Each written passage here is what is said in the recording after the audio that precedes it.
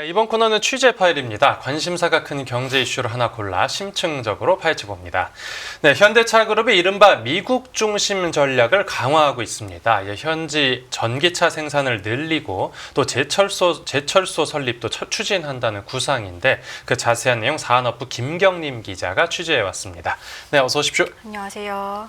네, 오늘은 재계 서열 3위 그룹 소식인데 이 현대차 그룹의 전략적 변화가 눈에 띈다고요. 맞습니다. 현대차 그룹의 최근 전략 변화를 한마디로 말씀드리면 피보트 아메리카, 즉 중심축을 미국으로 옮겨간다고 볼 수 있습니다. 네. 한마디로 자동차 시장의 최대 수요처라고도 할 수 있는 미국을 중심으로 공략을 하겠다는 의도입니다. 네네. 그래서 아시다시피 현대차 그룹은 최근 모든 생산과 판매 전략을 미국으로 옮기는 행보를 보이고 있는데요. 예컨대 지난해 말에 단행했던 최고 경영 책임자를 외국인으로 선임한다던가, 그다음에 전기차 최대 생산 기지인 조지아주 메타 플랜트를 가동한다던가 이런 모든 것들이 미국을 중심으로 움직이고 있습니다. 네네. 이러한 현대차의 동향은 지난해 판매량을 보면 더욱 뚜렷하게 알 수 있는데요.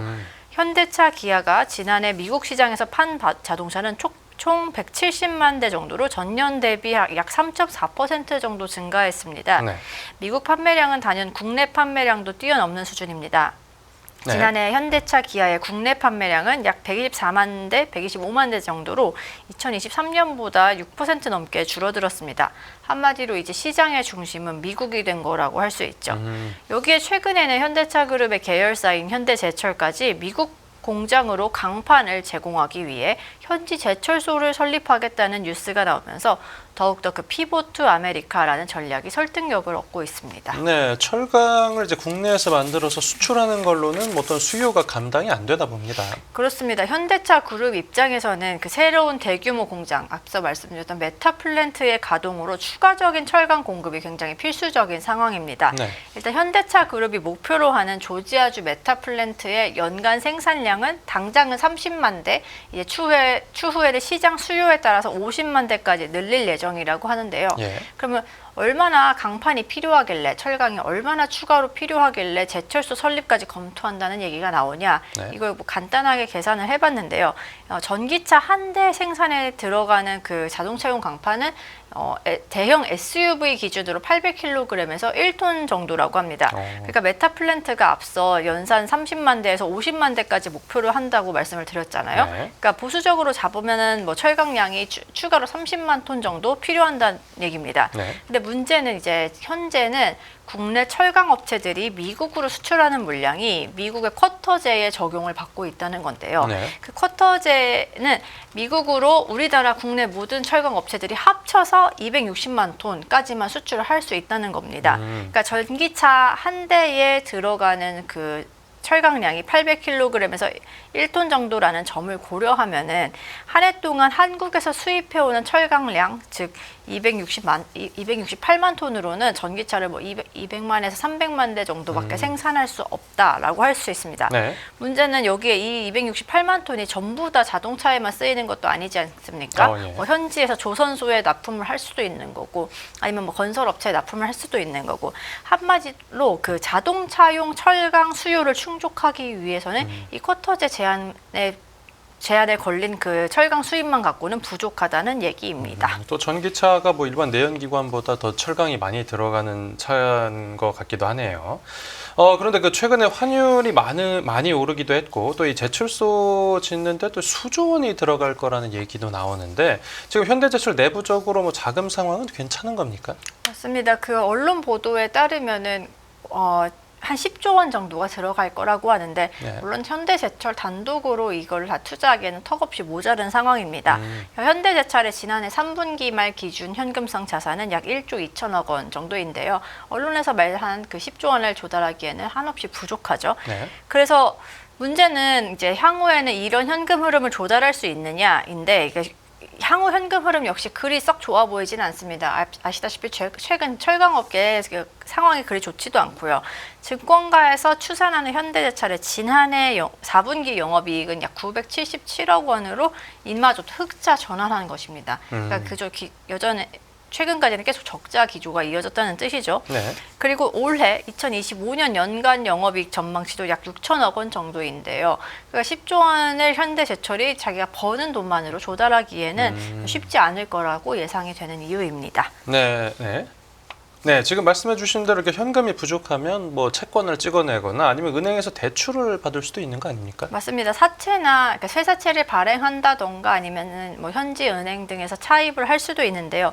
이 경우에는 금리가 걸림돌이 될 수 있습니다.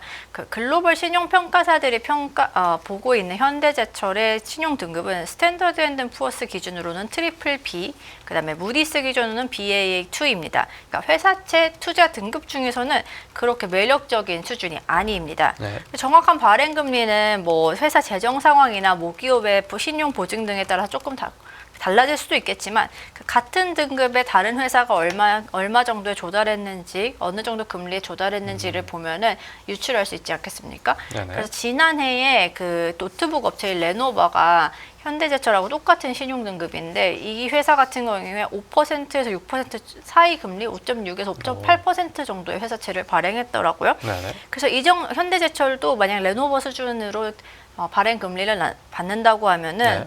뭐 그 5에서 6% 정도의 금리를 내야 된다는 거죠. 네, 채권으로 5%대면 그냥 차라리 은행 대출을 받는 게 나은 거 아닙니까? 맞습니다. 뭐 여기에다 현대차 그룹이라는 빵빵한 모기업의 보증도 해줄 수 있지만 그럼 모기업 입장에서는 이런 그 부채 상환 부담이 커지니까 네. 그 역시도 쉽지 않다고 볼 수 있습니다. 예.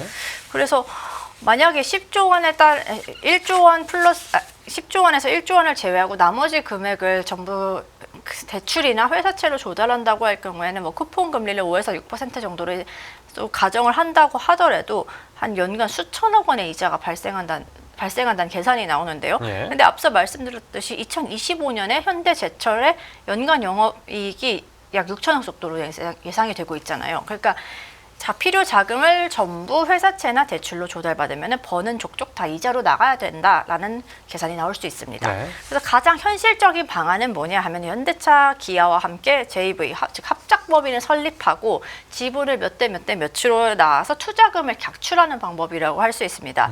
이 경우에는 현대제철 역시 투자금을 크게 줄일 수 있고 생산된 광판을 그 현대차와 기아에 안정적으로 하고 납품할 수 있다는 메리트가 있죠. 네. 또 뭐 여담으로 말씀을 드리자면 이런 그 지분을 나눠서 투자를 하는 방식이 현대차 그룹에서 또 선호하는 방식이라고 하는데요. 이 경우에는 각 계열사의 참여도도 높이고 그다음에 투자 부담도 줄일 수 있기 때문입니다. 그래서 앵커님 들어보셨을 수도 있는데 그 모셔널이라는 자율주행 차량 법인이 있는데 네. 이 경우에도 현대차와 기아, 현대모비스가 그 지분을 어느 정도 다르게 가져감으로써 공동 개발하고 공동 책임 그다음에 공동 적용할 수 있는 주주 구성이 되어 있습니다. 결국 자동차에서 원자재까지 모두 그러니까 미국 현지에서 생산을 하겠다 이런 구상인데 이랬다가 점점 국내 사업에는 조금씩 소홀해지는 거 아니겠습니까? 네, 그런 비판을 이렇게 피할 수가 없을 것 같아서 현대차가 최근에 24조 원의 역대 최대 국내 투자라는 카드를 꺼냈죠. 그 총 투자 금액은 24조 3천억 원, 그리고 지금은 전년 대비 20%나 늘어난 수준입니다. 그래서 투자금이 주로 어디에 쓰였는지를 보면은 이게 그룹의 전략을 좀 엿볼 수 있는데요. 24조 원 중에 절반 가량은 R&D에 집중됐습니다. R&D에 배정된 예산이 약 11조 5천억 원이고 경상 투자가 12조 원인데 경상 투자가 결국에는 현재 갖고 있는 공장들을 다 전동화하겠다는 거기 때문에 예. 미래 모빌리티, 전기차 중심으로 바꿔나간다라는 그 그룹의 궤에서는 크게 벗어나지 않는다고 할 수 있습니다. 네. 근데 R&D 투자 같은 경우에는 친환경차와 SDV, 소프트웨어 중심의 차량에 집중될 예정인데요.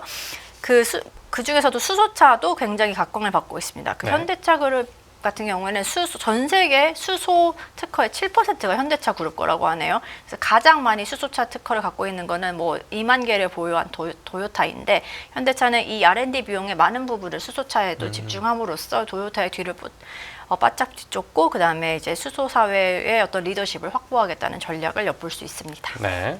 그다음에 또 하나는 SDV 아까 말씀드렸던 소프트웨어 중심의 차량인데 이거는 뭐냐면은 이 앵커님이 차를 탈 때 이제 소프트웨어가 업그레이드되면 차량의 하드웨어의 그 수준도 높아지는 뭐 그런 건데 네. 이거는 현대차 그룹이 이미 2022년부터 그룹의 지향점으로 밝힌 바 있고요. 2022년 현대차 그룹 같은 경우에는 그 SDV 중심 SDV 차량을 2025년부터는 상용화하겠다라고 밝혔는데 네. 뭐 이번 발표를 통해서 SDV의 상용화를 2026년으로 약간 연기 발표하기도 했습니다. 네. 국내에서도 공장을 짓고 막 그러면 이제 일자리도 창출되고 좋을 텐데 국내에서는 설비보다 조금 더 연구 개발 쪽에 집중하는 뭐 특별한 이유가 있는 겁니까? 네, 이거는 현대차 그룹 관계자들이나 이제 이쪽 관련된 분들한테 들은 얘기인데 현대차 그룹 같은 경우에는 기술 안보에 되게 각별한 편이라고 합니다. 네. 그래서 미국이나 일본, 독일에도 R&D 센터가 분명히 있긴 한데 네. 여기는 주로 뭐 제네시스 디자인을 업그레이드한다든가 아니면 현지에 맞게 개발한다든가 이런 쪽이고 이제 뭐 수소차, SDV, 전기차 등의 이제 미래의 전략 상품을 개발하는 것은 거의 그 현대차의 남양연구소에서 진행되고 있다고 하네요. 네. 알겠습니다. 네, 오늘 취재 파일은 여기서 마무리하겠습니다. 잘 들었습니다. 네, 감사합니다.